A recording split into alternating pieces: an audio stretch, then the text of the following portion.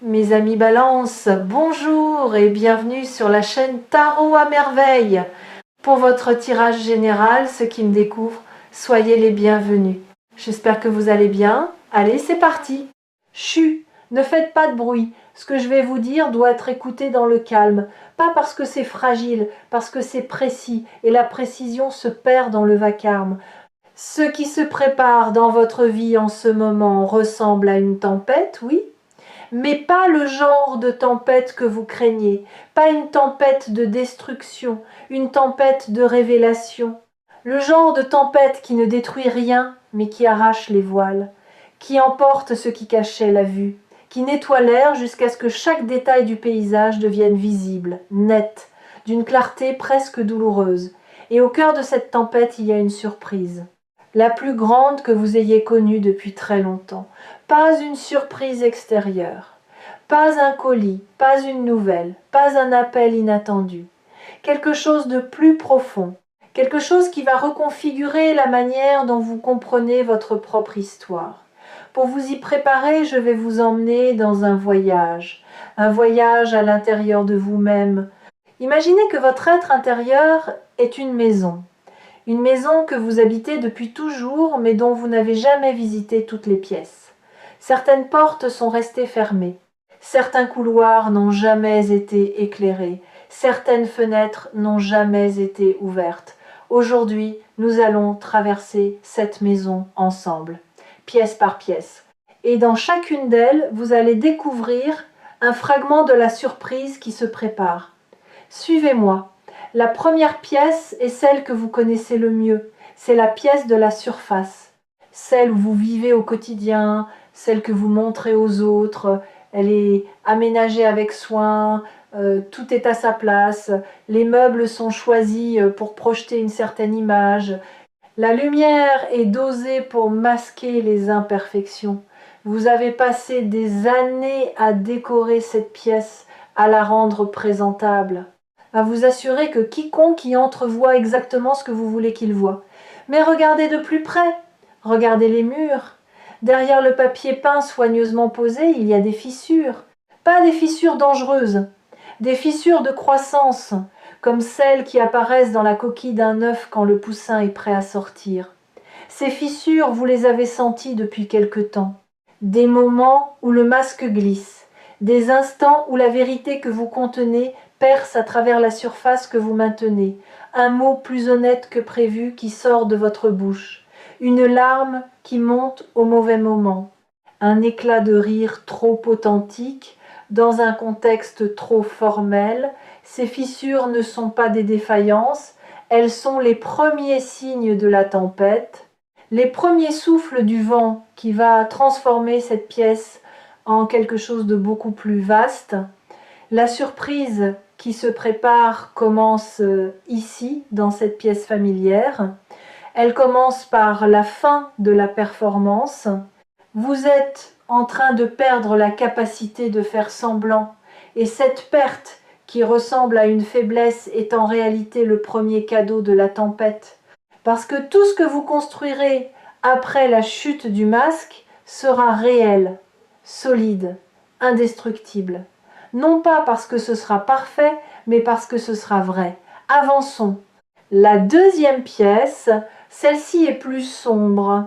C'est la pièce des souvenirs que vous avez rangés hors de vue, pas effacés, rangés, comme on pousse des cartons dans un placard en se disant qu'on les triera plus tard, sauf que plus tard n'arrive jamais.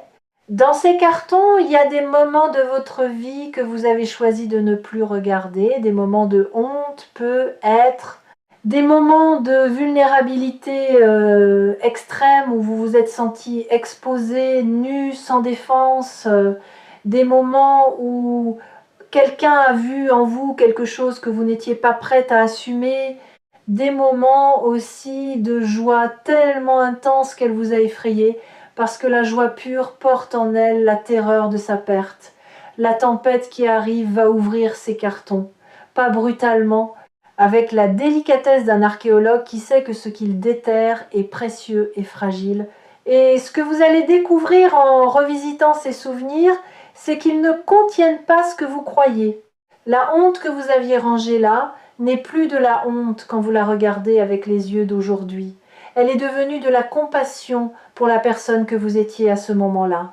La vulnérabilité n'est plus une faiblesse, elle est devenue la preuve que vous étiez vivant, pleinement vivant, dans un monde qui récompense l'engourdissement.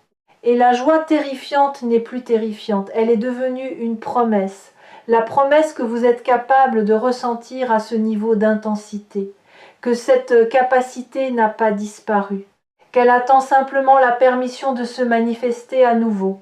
La surprise se précise, la voici, un peu plus claire. Ce qui arrive va réveiller en vous une capacité émotionnelle que vous aviez mise en veille. Pas seulement la capacité de ressentir, la capacité de ressentir sans peur, de vivre les émotions, toutes les émotions, sans le réflexe de fuite qui vous a protégé pendant si longtemps, mais qui vous a aussi privé de la pleine expérience de votre propre vie. Savez-vous ce qui se passe quand on cesse d'avoir peur de ses propres émotions?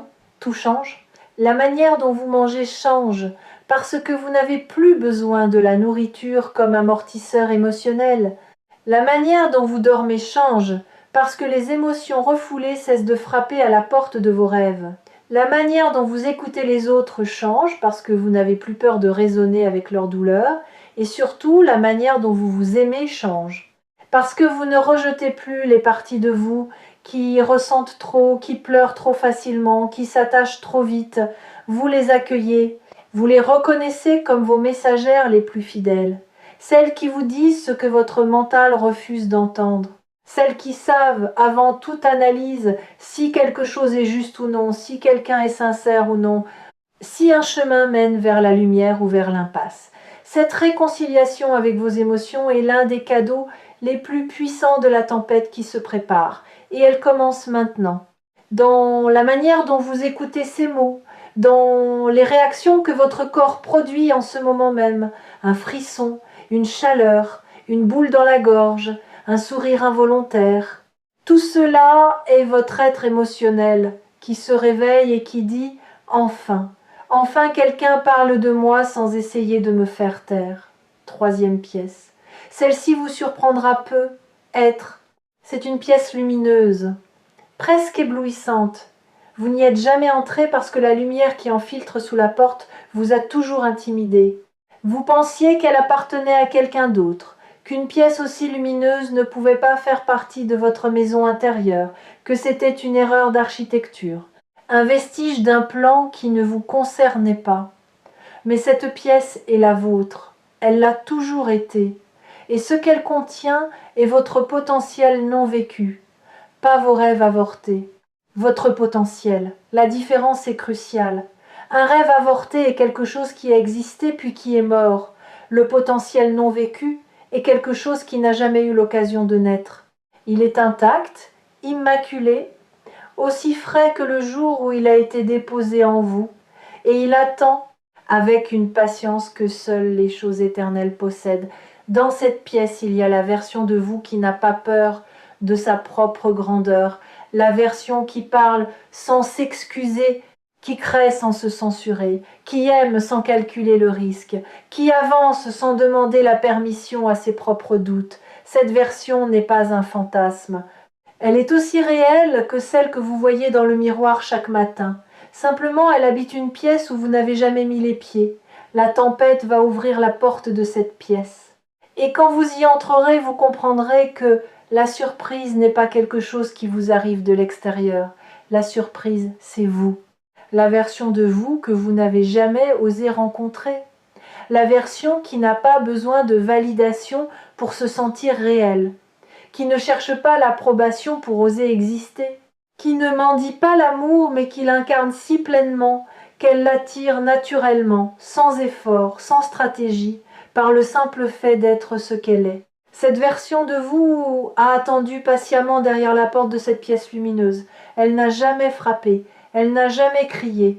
Elle a simplement laissé sa lumière filtrer sous la porte, sachant qu'un jour vous seriez assez curieux, assez courageux, assez fatigué de l'ombre, pour tourner la poignée, Si vous êtes ici sur Tarot à merveille en ce moment, c'est que la clé de cette porte est déjà dans votre main. Vous la tenez peu, être sans le savoir. Elle a la forme d'une intuition, d'une envie inexplicable, d'un élan qui vous pousse vers quelque chose que votre mental qualifie de déraisonnable. Ne lâchez pas cette clé. Elle est le début de tout ce qui suit. Quatrième pièce. Celle-ci est différente de toutes les autres. Elle n'a pas de meubles, pas de décoration, pas de souvenirs accrochés au mur. C'est un espace vide. Et cet espace vide peut être la pièce la plus importante de toute votre maison intérieure. Parce que le vide n'est pas l'absence. Le vide est la disponibilité. C'est l'espace qui dit quelque chose peut advenir ici, quelque chose de neuf, quelque chose qui n'a encore aucune forme, aucun nom, aucun précédent dans votre histoire.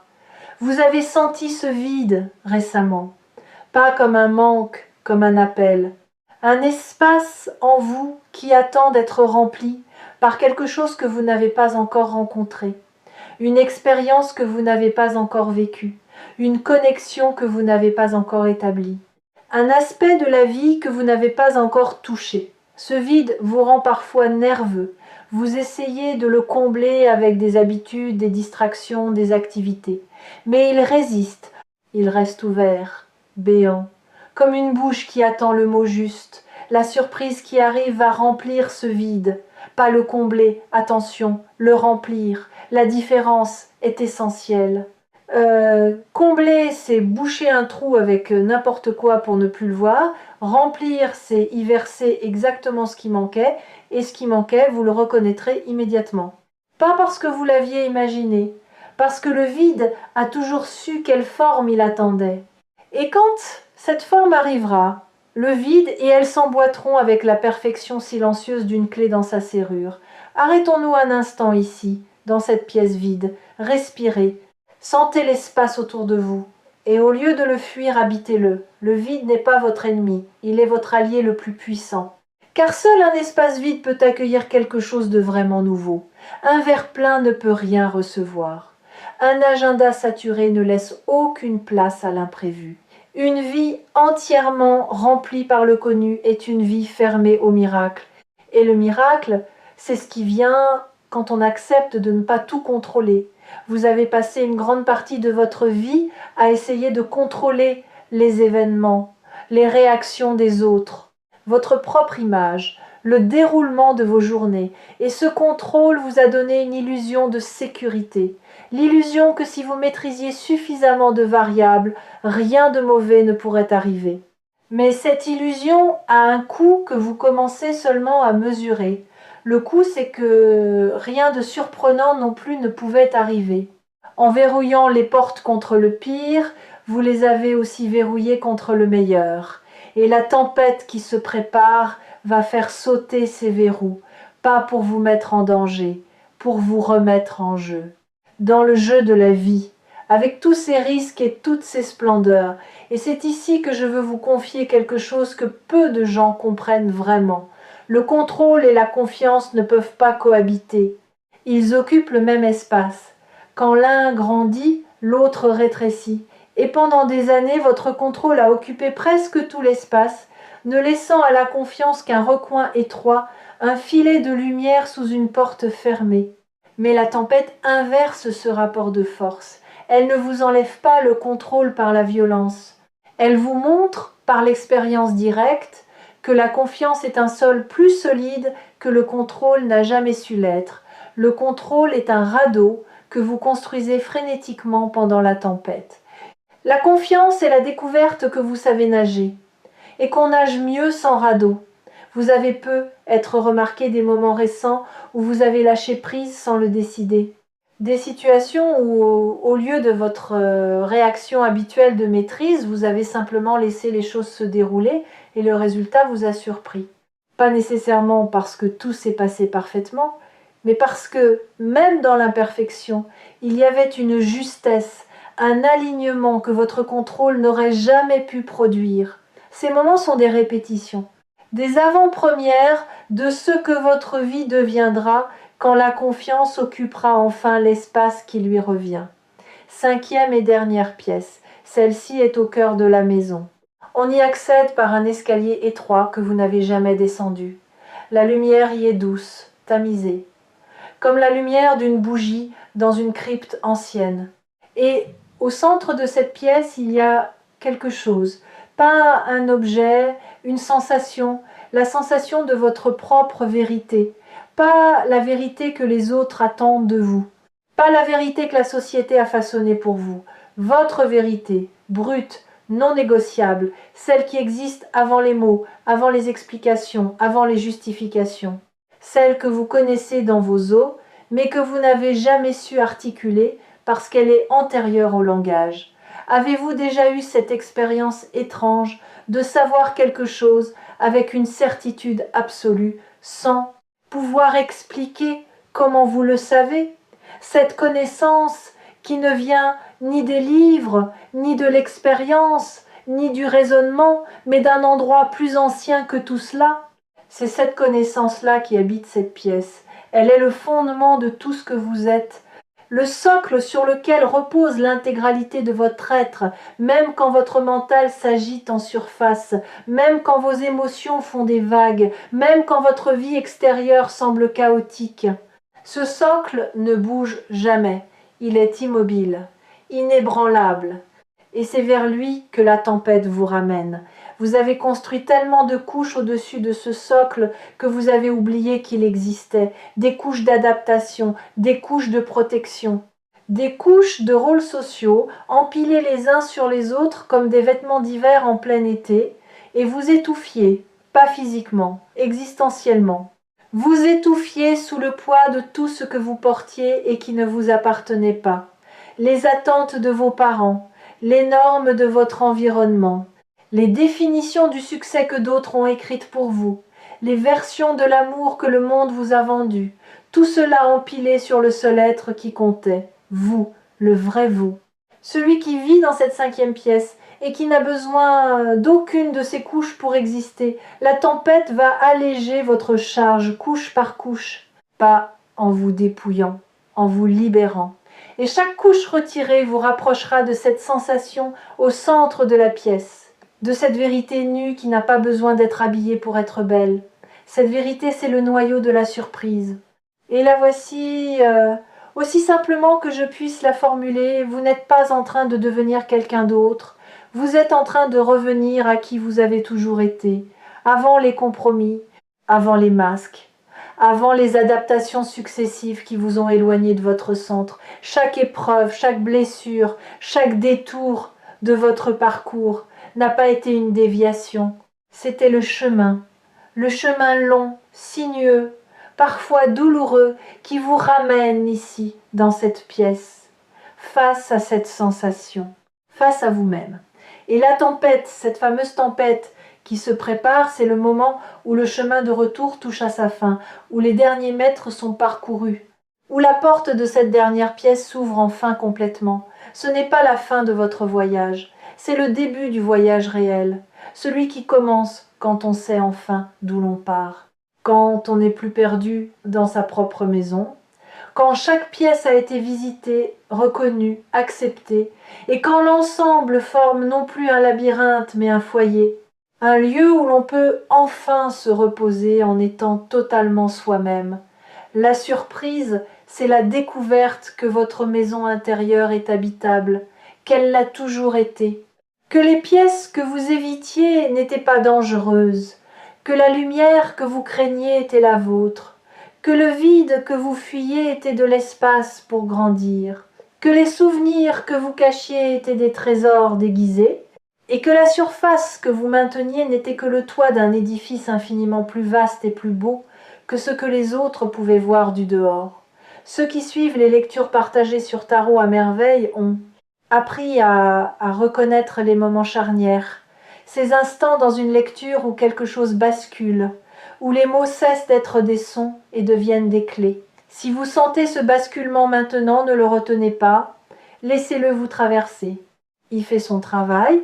Ce qui va se manifester dans votre vie extérieure dans les temps qui viennent sera le reflet direct de cette visite intérieure.